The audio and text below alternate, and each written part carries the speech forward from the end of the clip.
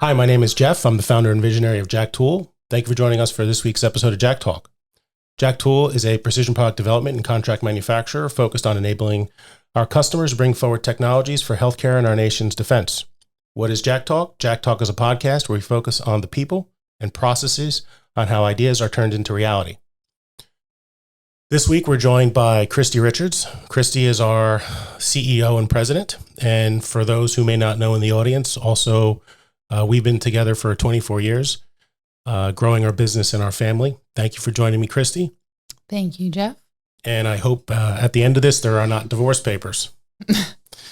So just to recap kind of your growth and joining us at JAKTOOL, you started your career as a chief engineer, design engineer, engineering manager, sourcing engineer, principal sourcing engineer. And you joined us about 10 years ago. Mm-hmm.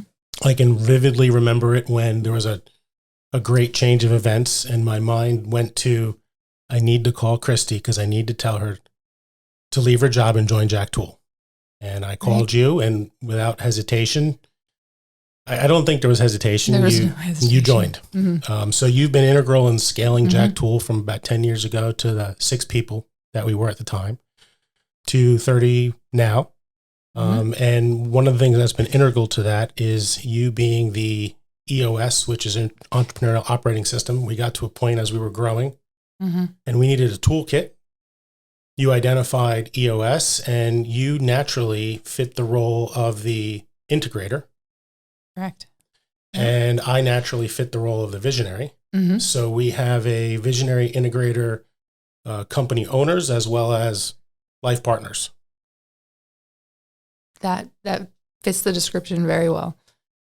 So I guess to speak a little more to where EOS fit in, we had several years prior gone through the process of becoming a woman-owned small business, which is we became certified through a third party, just recognizing the structure that we hold. We're partners, but I am majority share, whether you like it or not. Equal at home. Remember, I'm the landlord. I will evict you. That is very true. So WeBank, the certifying body, they offer enrichment programs for the small businesses or the women-owned businesses within their community. And one of them was an introduction to EOS. And EOS is short for Entrepreneurial Operating System. And it's a collection of tools and kind of philosophy that helps a business scale from, small to bigger than small. So the more medium than small. More medium, yes. And we were small at that point, but we were growing and, recognizing those pains that go along with growing and expanding and trying to scale a culture. Now, EOS, the introduction to EOS is laid out in a book called Traction. And in reading that, it's kind of set up like a fable where, small business owner, small leadership team go through the struggles of trying to, build their business to the next. And reading that book and going through that workshop, I recognized a lot of similarities between, their examples and where we were. And it kind of clicked that, these were some tools and an approach that could really help us. So I introduced that to you. You were very supportive. We went around looking for an EOS implementer, which is someone just to help us roll out the basics, the 5 key pillars of EOS into the company. And I think we found one that clicks very well with our company. And that was the start of it. And I believe that was about 2 years ago. Mm-hmm. So maybe we can get him on a future podcast because he is another follically challenged individual. He's He would love it. He's probably watching this right now going, oh God. So yeah. He'd have a lot of good input. Yep. So I did not know this. I did not know, I use the term from a friend of ours, fish don't know if fish are wet. I didn't know I was an entrepreneur till after I was an entrepreneur. But I've always had those traits in me, and that's what I really love and enjoy doing. How did you know? So this, so the business needed to be, an entrepreneur, there's it from EOS, and I think it's related to it as another coaching curriculum, strategic coach with a fellow named Dan Sullivan, and Dan has this term, vision without traction is hallucination. I'm the visionary, you're the traction. I really see that comment over and over, and I think that is us. But the thing with an entrepreneur is you have vision, you're almost hallucinating. I see things. Is it a mirage? Is it real? But that's the hope, that's the inspiration, that's the drive that's an aspect of being a visionary entrepreneur, right? I guess the difference is how real is the mirage, right? So Sure. It can be uneasy. I'm not saying it was uneasy for you, but for a person who's an integrator to join a 6-person company, what are you integrating, right? It's, the companies change as we've seen. You get these, you think there's a certain milestone or line in the sand. I've reached 5 people, 10 people, 15, 20. And as the company scales with processing complexity and personas, you're never prepared for what's next, right? There's no roadmap for this. But knowing that you're the person who loves process, loves integrating, what made you decide that it was the right time to step into this role? So stepping into the role was, I believe when I got that phone call from you, the business had just gone through some changes with personnel, with contracts awarded, and there was great opportunity there. My career, while I was very happy and still excited with the development that was going on within med tech and healthcare, I was definitely looking for a change. In terms of kind of looking for a direction that I could take my career that was meaningful to myself and where I could make impacts, bigger impacts to my family and, outside of, through a company. So, I also enjoy working with you outside of work, and I see your potential and the way you have a kind of energy about you in terms of how you engage with customers and how you motivate employees. And I recognize myself as having a complement to that in kind of the organizational structure and the exposure to we'll say the industry maturity that could help develop a smaller business into something more. So, I saw it just as a great opportunity for us to grow the next chapter in our lives. Mm-hmm.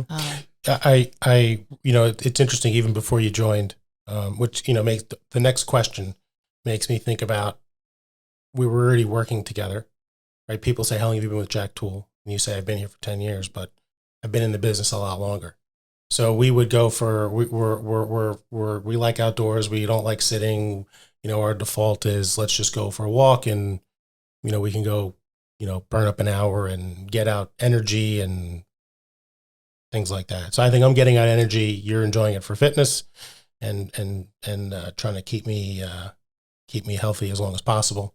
But we used to go for very long walks along the Delaware towpath, where it was just like an eruption of ideas, right? and what do I do with all these ideas, these visions, and you, whether you realize it or not, you were cataloging them, right?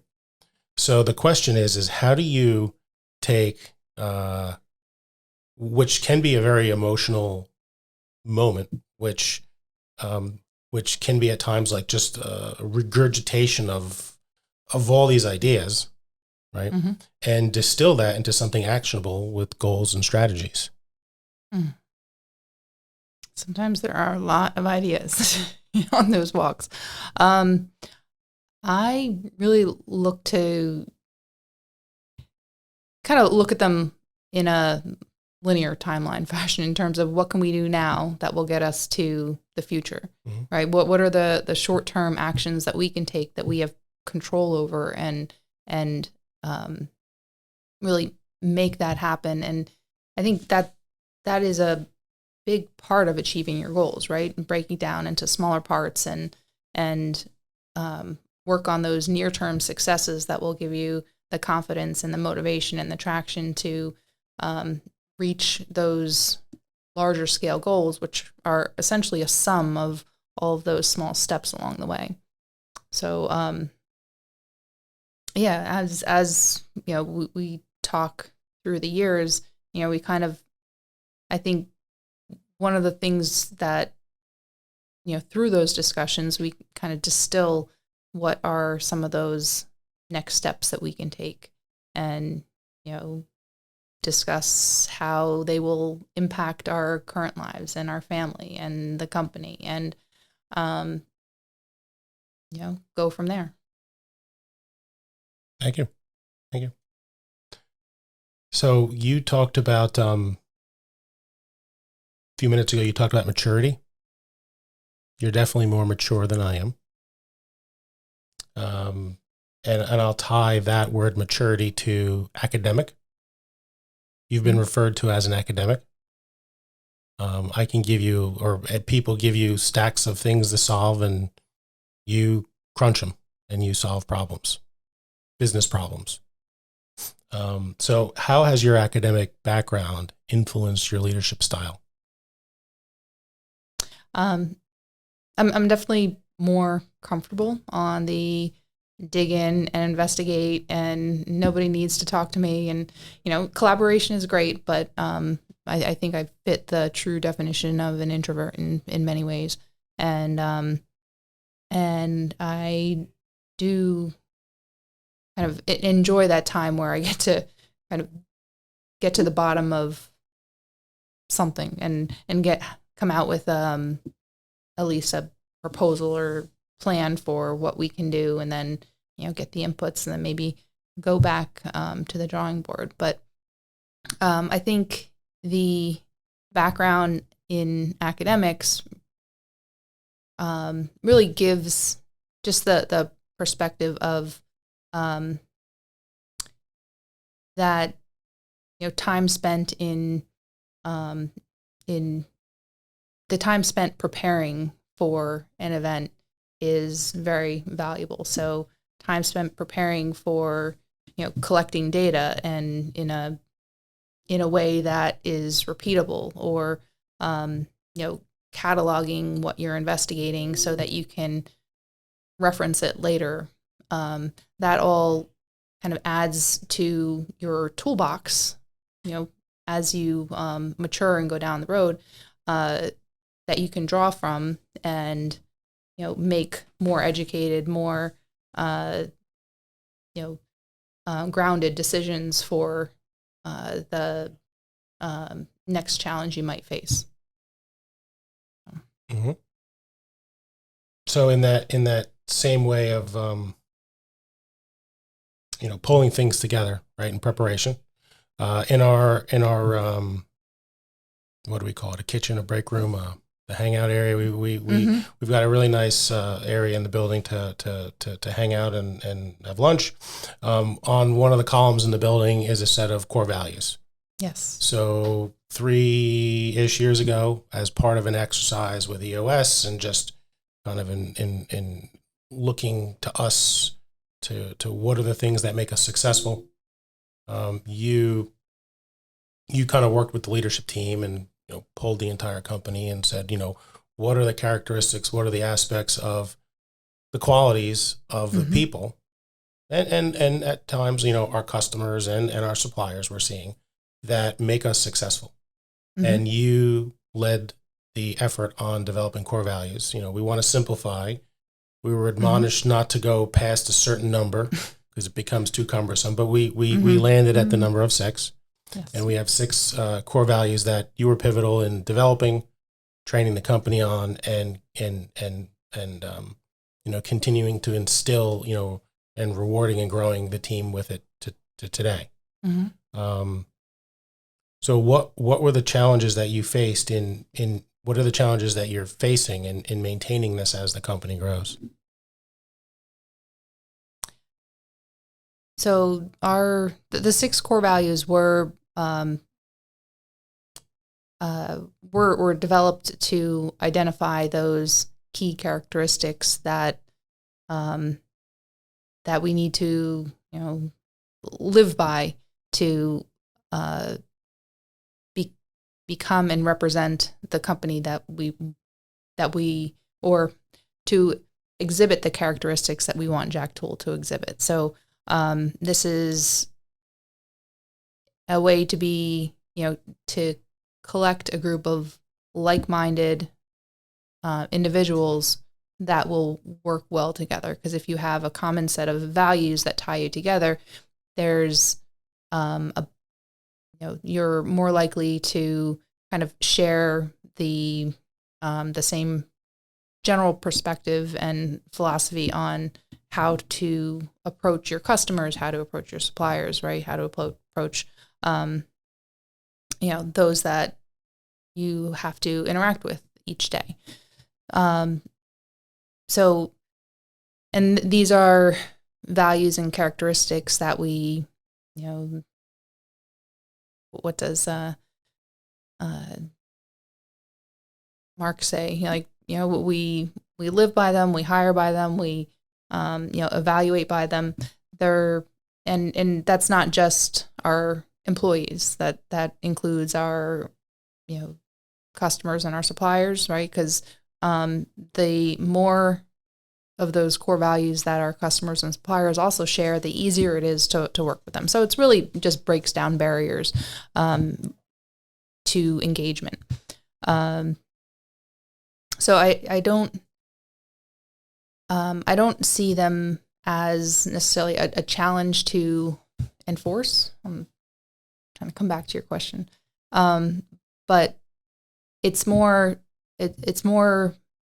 keeping them as a reminder, right? This is who we are as JAKTOOL, and this is these are the behaviors that bring us together,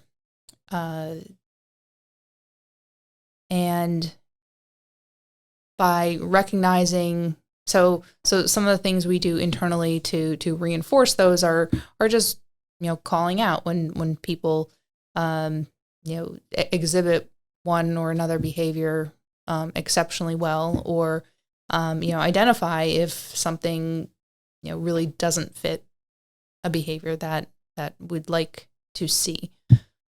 Got it. What's my worst behavior?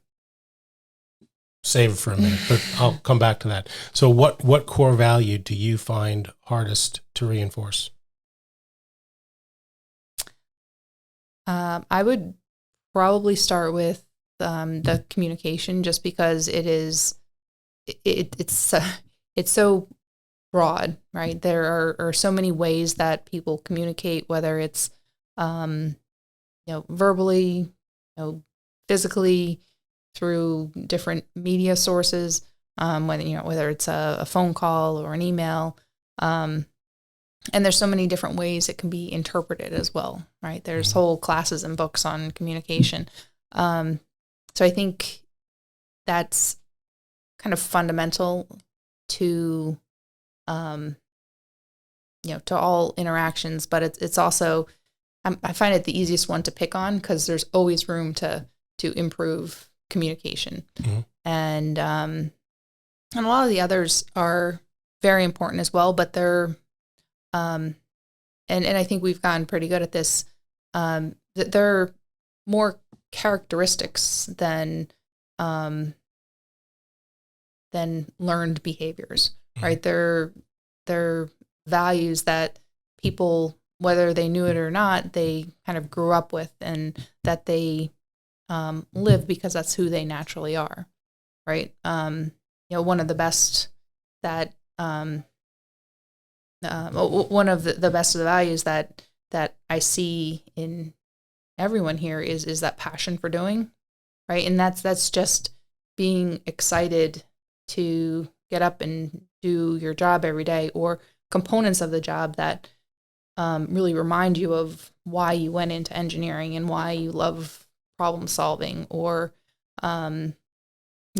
being that key link in the project that, because all links in the project are going to be critical to getting the job done, and just recognizing that everyone who's involved really is important and they're making a difference. And by being fully engaged, that's where the best outcomes will be had. Mm-hmm. Mm-hmm. I just wanted to add on the communication piece. On a previous episode, we with project lead and program manager we had, they were talking about, I was asking questions about how do you communicate, and their answer was, we communicate a lot. We're working together side by side. We talk about I mentioned it before, here and on other episodes, the most important part of communicating is listening, but it's important that people are receptive to things in different formats. And, a perfect example is, you'll tell me something and I'll say, I don't know what you're telling me because I don't see it written down. Right. Mm-hmm. So we talk about how we want to talk to customers and build out relationships. And we use the term hyper-personalized, right? Or hyper-focused. And it goes the same with when you're engaging somebody. We need to be sensitive to each other, right? Because we're all creating and collaborating together. And we're all making the investments in each other and in how we engage each other. Mm-hmm. Down to things like, we haven't fully developed how we leverage this here, but understanding each other's Colby scores. Mm-hmm. Right? But it's important to approach people and communicate with them as best you can in a way that that they'll respond to. Right. Yeah. Right. Yeah. And to, I guess, touch on another one of the values, that Trust 360 kind of comes into play here, because in order to have that effective communication, you really need to trust, especially on an internal basis, right? If we're talking about, two individuals on a project team, maybe from different departments, they need to be able to trust that they have each other's best interests at heart, regardless of the conversation, right? And be able to push back on each other and create some friction, but friction to move forward, right? To identify, issues that may be at the surface or may be hidden, but that will only come out through kind of discussion that might not always be easy, mm-hmm. but really leaning into that discomfort and bringing out kind of what the real solution set needs to be. Mm-hmm. And that discomfort is growth. Mm-hmm. And you need, if you're always in a growth mode, you're always in this slight level of discomfort because you're always growing. At least mm-hmm. that's what I tell myself. When you go to the gym? When I go to the gym. Right. Before being brought on and clearly defining the values, what would you say? Here's where you can pick on me, okay. Pre your involvement. What would you say was the direction of the business? Before I became involved? Yeah. BC, before Cristy. It was, so that's a tough question, right? Because I was involved for, I joined in 2014. I was involved for silent, like 14 years before. Silent influencer. Right. So, it was during that period of time that, we made the move from garage number 2 in Matawan to here. And I think that decision there was just as pivotal as me joining, because that was the point in which we made a commitment to expand the business. Mm-hmm. Right. Before then, we were limited by the size of our little carriage house, mm-hmm. and it would have been, a very fine business, serving its customers just as well, but it would have been just a different scale. And I think by making that decision that we did make together, I would say, to move into this location, a dedicated facility on a corporate campus, that we made the commitment to grow the business and to give opportunity to other engineers and supporters that sending the message that we're going to grow and be a force or a voice in this community. Mm-hmm. So how do we maintain a healthy work-life balance in the office versus out of the office? You're asking me. What's the answer? We don't? No, I actually think we do. I think because we've got different strengths, right? Going back to the introduction to EOS, where you introduced the terms of integrator and visionary, right? So those two people in kind of EOS language are usually very different people. Sometimes they're the same, and I think you were one and the same for many years and still are. But being able to put a name to those two roles and to identify their responsibilities and accountabilities was somewhat empowering for us, I think, there and at home, right? Because the visionary is the individual in the relationship or the company who has the big ideas and kind of lays out a possible plan or several possible plans that we can test and discuss whether which direction we want to go.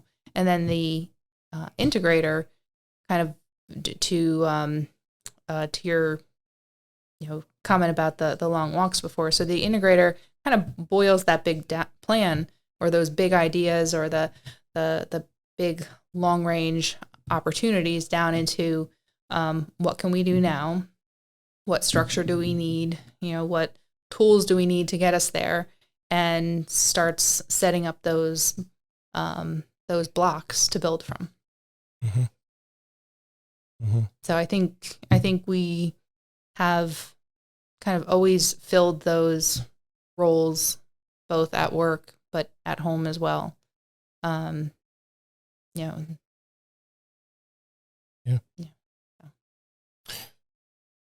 So we started with model trains, and I don't even play with model trains. There's no time. So, for those that don't know, JAKTOOL started in 1984, where I was manufacturing model trains and accessories for the model and hobby industry, which was introduced to me by my father. And then as we, acquired a roster of equipment and looked for ways to automate and make mature things, and I went to engineering school. How do we do more good? Not that model trains are bad, but how do we do more good? What are some of I think we've touched on them, but, I'll share with you my thought, but what are some of what's one pivotal moment in the business that has really stood out on our journey from where we started to now? A podcast? Right.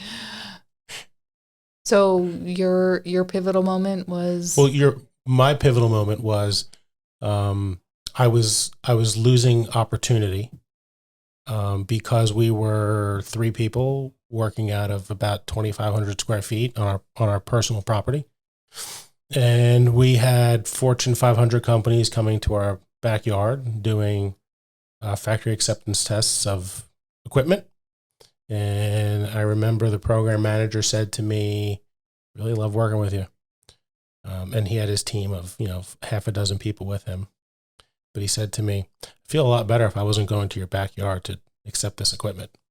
And it kind of made me realize that if I wanted to continue to grow the company and grow with my customers, I needed to make a step and get out of my comfort zone. And again, we're growing. So I had a vision of what this looked like. And we're at the point now where we've achieved that first milestone of what the vision looked like, and now we're getting uncomfortable again because we need to make the next step to the next piece of the vision. Right. So I'd say that big step was not knowing what I was doing, and just saying to you, I'm in love with the idea of a freestanding masonry building in central New Jersey. Come to find out that the real estate market, just our buying and patterns and consolidation of businesses and industry over the years kind of phased out the type of property we're looking for, but actually found one, or the bones of one, and over the last 12 years made a brand new thing. So that was a pivotal moment, because you can no longer, you're impacting a lot of lives, and there's no, this is like in Disney Finding Nemo, just keep swimming. There's no going back. There's only forward. Just keep moving through it. So, yeah. Yeah. No, that was definitely I would say that I was thinking that as you were heading into that point, that the decision and recognition that we needed to move to grow was definitely a key pivotal point. Obviously for me, making that decision to leave kind of the corporate world and join you full time was pivotal. But that may be more of a personal reflection. I feel like since that point we've been on a pretty intense just growth trajectory. Being who we are, right? Engineers, we're both fairly risk averse. So, we always made the next step, without over leveraging ourselves. So, from that point to now, if I were to pick out, and we'll just say key like milestones along the way, some of it could be, recognizing, when we first moved into the building, we only occupied half of it. So one of it's recognizing that, we're growing, we're going to occupy the whole building and making that commitment. Another may have been, recognizing that while our collaboration has been great, that we want to use a framework to lead and organize and rally the rest of our team. So I would say that would be putting in an operating system, and we chose the EOS. But in all, I see it all as kind of a gradual progression to where we are today. Yeah, and all of that, I guess, because we're on the same page,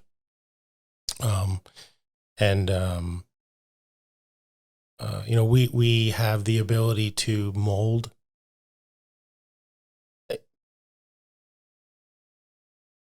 within reason, right? A lot of the environment, and we get to have fun with it, and as we look for tools to elevate ourselves and our team and grow, right? We've been on this quest for more learning, more knowledge, and then you realize engineering is a big part of it, but the other business functions are as big, if not more important. Right? It depends where you are and what the problem is. But I was just thinking, one of the things that we've done here is, and as I was on a flight a few years ago. I think you read the book and then you gave it to me about Sam Calagione, who is the founder of Dogfish Head, and that's why we're enjoying some right now. One of the things that we've had fun with is, looking at other small businesses and growing businesses and success stories. And one of the things in his book was, he's having fun with the business and we're trying to make it fun. And he was talking about doing a SWOT analysis, strengths, weaknesses, opportunities, threats. And he says, I don't like threats. You're ending on a bad note. I want to end on a strength. So he flipped it around and calls it a toes analysis. So you end on a high note on your strength. And I think that's what's so fun about what we're doing is you get to pick and choose. You've got this huge landscape of tools and reference material and inspiration and things to avoid and we get to pick and choose from it and mold this in our vision, our team's vision, our customer's vision at times, right? Of what's going to help everyone get to that next solution and continue to grow with a little bit of discomfort. Right. Yeah.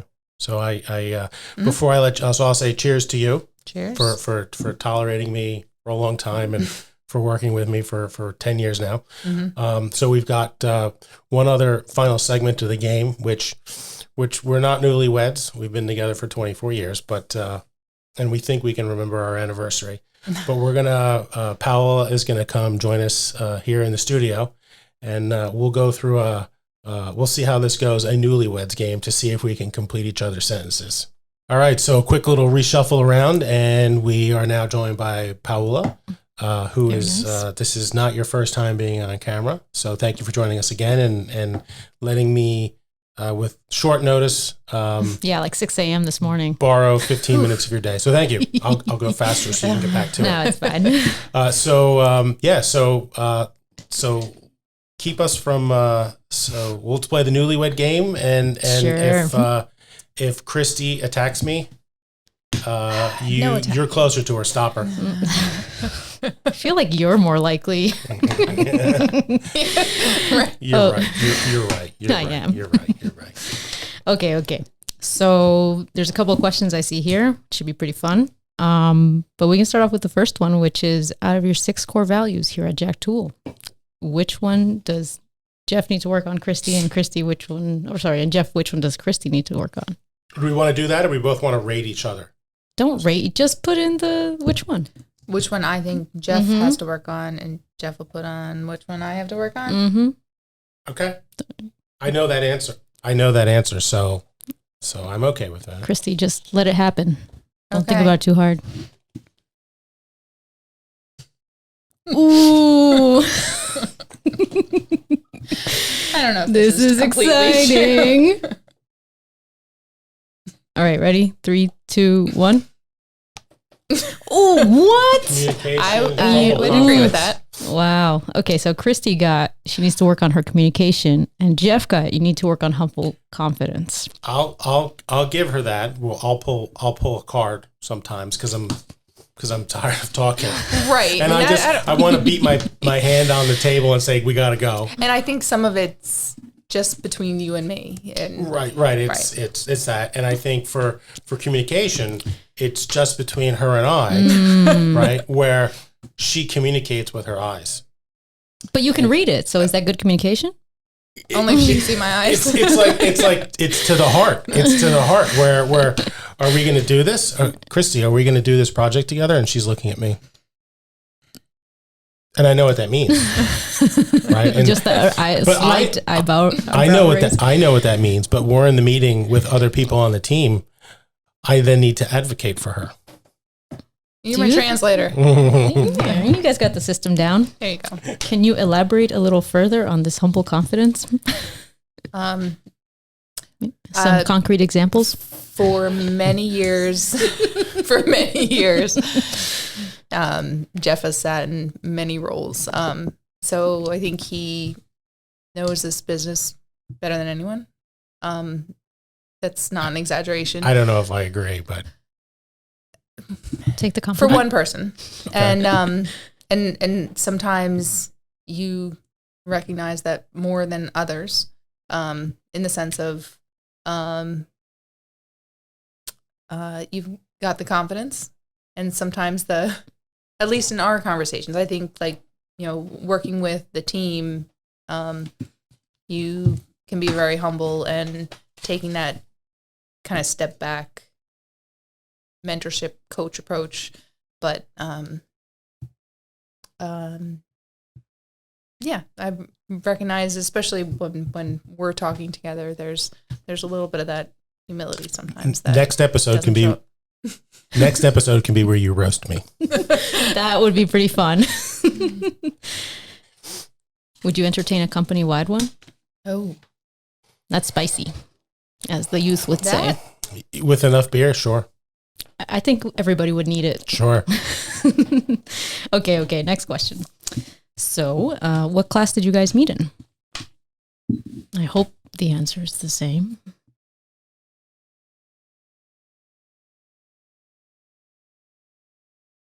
Cristy, if I remember correctly, you were his TA?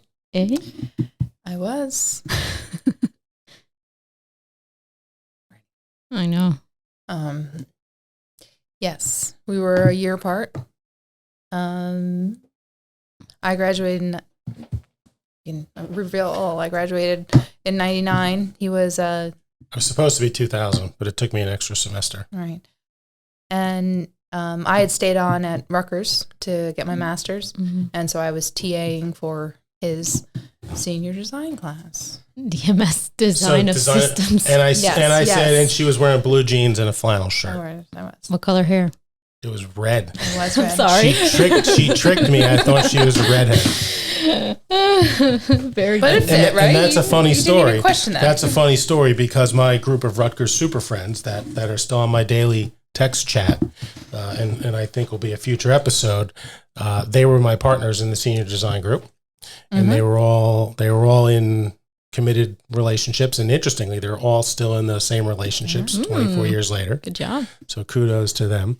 And I was the one who didn't have a steady, and they said specifically George said to me, "She's got beautiful eyes." I said, "Yeah." He's like, "You got to go tell it to her and ask her out." And I said, "No." And he goes, "If you don't, I will." Oh, that was enough. Sorry, Kara.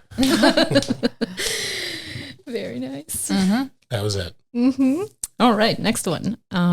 What was the single largest project JAKTOOL has done to support Cristy's prior company? I assume this means Medtronic? Medtronic, who acquired Osteotech. Got it, So. yes.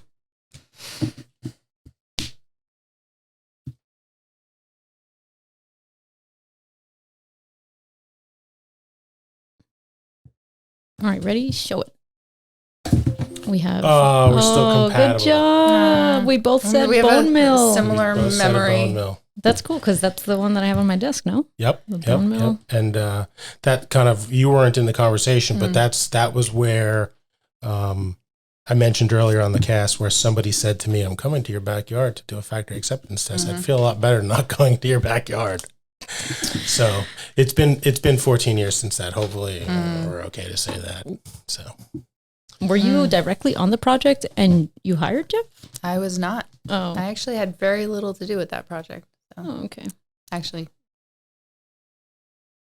I was in R&D. I was in product development. That was being handled by the R&D group in operations.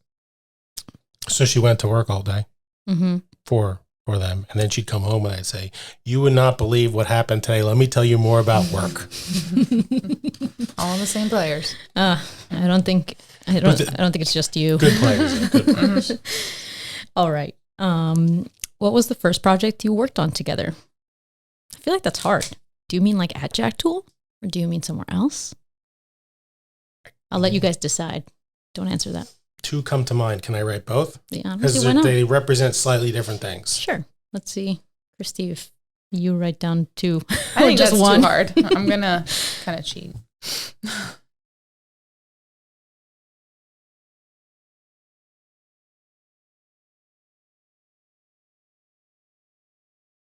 Oh, dude, you write so I'm much. completely cheating. Oh, she's so good. She literally wrote Eva, which is your child, and you wrote a real project. This one's a lot bigger. That's it. That's nonsense. That's nonsense.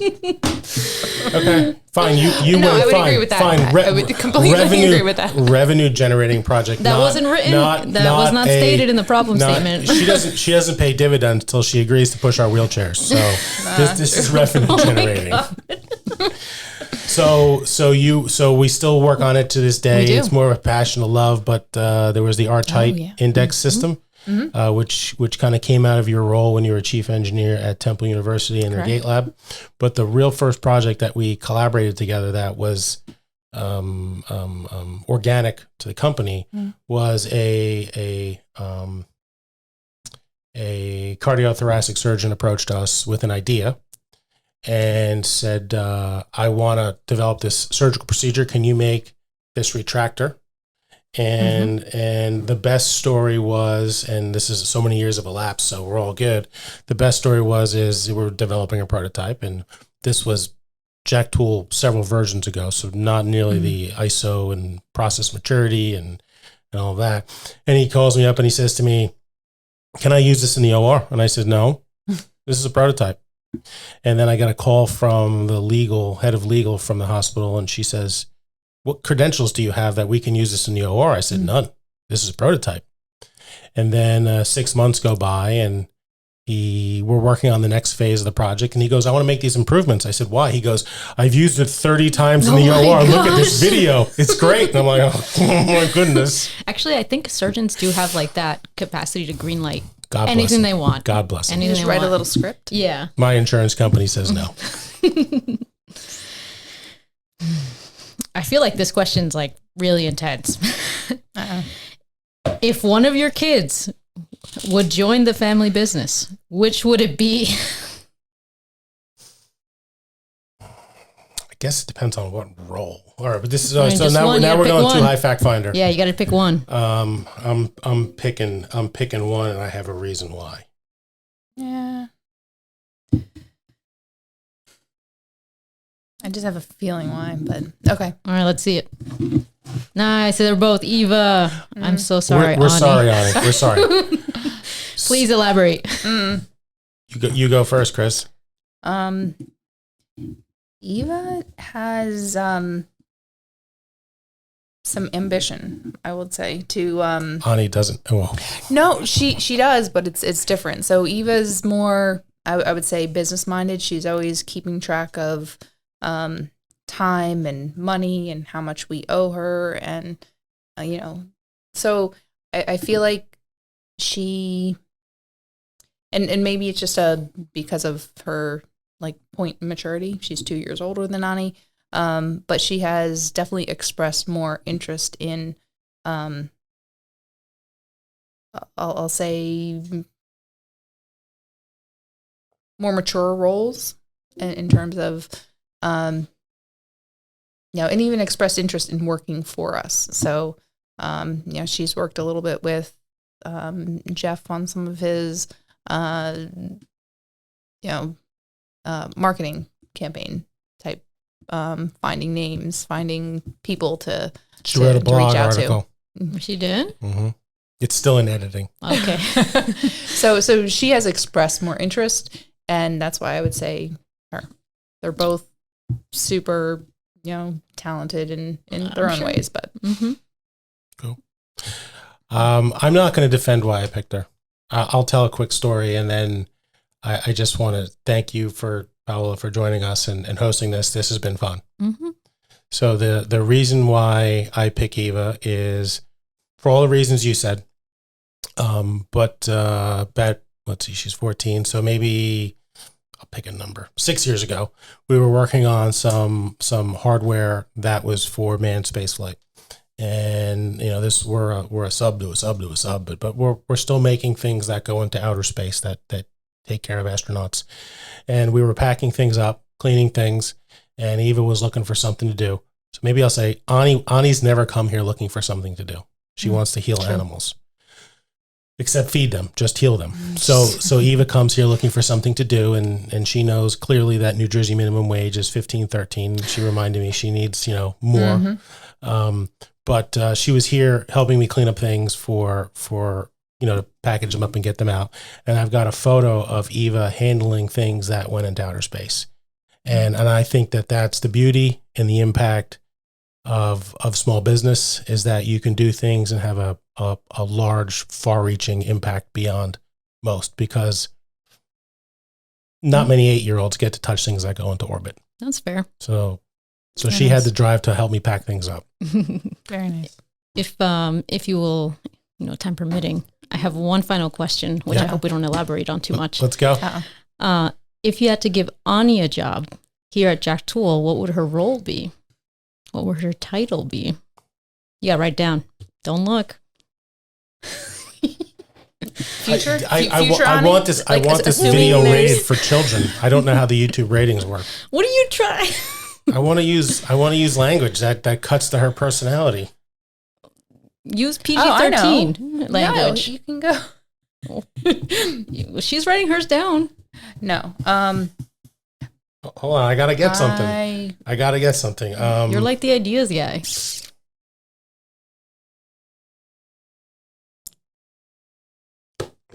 I'm stumped. I'll just say it. It's something.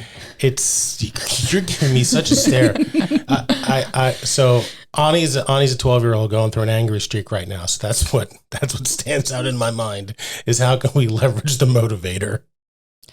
Well, right. I was thinking like some HR type role, but she's also. What do you have? She's also. I have an influencer. Because she will get in front of her phone or tablet and start going off on, like, you know, describing the her thing. Yeah, her. She does her own unboxing videos, basically. Nice. Makeup up. Yeah. So what'd you write down? Oh, I had Chief influencer. Chief influencer. That would be great. You should pull her into your JAKTALK. All right, Ani, you're not 14 yet. You don't get paid. So, hey, I really appreciate everyone sticking with us. Thank you, Paola. Thank you, Cristy. I appreciate it. We're still married? We are. Okay. Hey, everyone out there, appreciate you following the video and enjoying it. Please click the buttons below and stay tuned for future episodes of JAKTALK. Bye.